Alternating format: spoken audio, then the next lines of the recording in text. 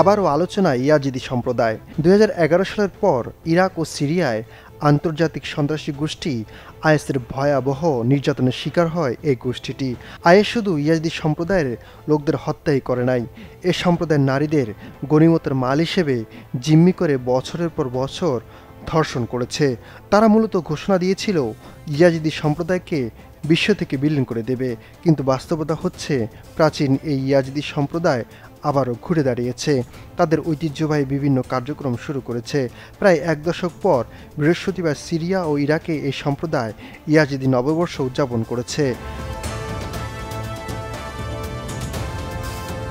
Red বুধবার নামে পরিচিত এই নববর্ষে তারা নেচে গিয়ে দিনটি উদযাপন করে। তারা উৎসবের মাধ্যমে নিজেদের মধ্যে বৈচিত্র্য এবং সহ অবস্থানের চেতনা তুলে ধরে। ইয়াজিদি সম্প্রদায় কারা এবং তারা কোন ধর্মের অনুসারী এ নিয়ে নানা মতভেদ রয়েছে। রহস্যময় ধর্মীয় আচার অনুষ্ঠানের কারণে ইয়াজিদিদের নিয়ে বিশ্বে বেশ ভ্রান্ত ধারণা রয়েছে। সুন্নি চরমপন্থী গোষ্ঠীগুলোর বিশ্বাস ইয়াজিদি নামটি এসেছে ইয়াজিদ ইবনে মুয়াবিয়া নাম থেকে। তবে আধুনিক গবেষণা দেখা গেছে এই গোষ্ঠীর নামের সঙ্গে ইয়াজিদ বা পারস্য শহর ইয়েজদের কোনো সম্পর্ক নেই, বরং নামটি নেওয়া হয়েছে আধুনিক ফার্সি ইজ থেকে, যার অর্থ হচ্ছে দেবদূত বা দেবতা। তা থেকে ইয়াজিদ শব্দের সাধারণ অর্থ হচ্ছে ঈশ্বরের উপাসক।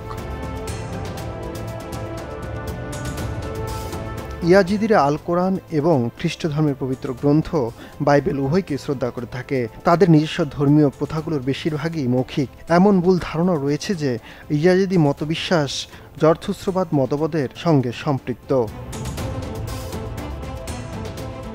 ব্যাপিস্ট খ্রিস্টানদের মতো ইয়াজিদি সম্প্রদায়ের শিশুদের সর্বাঙ্গ পবিত্র পানিতে ডুবিয়ে দীক্ষা দেন এক পীর।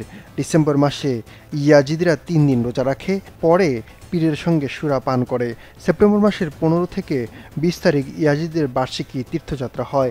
এ সময় তারা মসুল শহর উত্তরে অবস্থিত লালেশ এলাকায় শেখ আদির মাজারে গিয়ে নদীতে অজুর মতো করে পবিত্র হয়।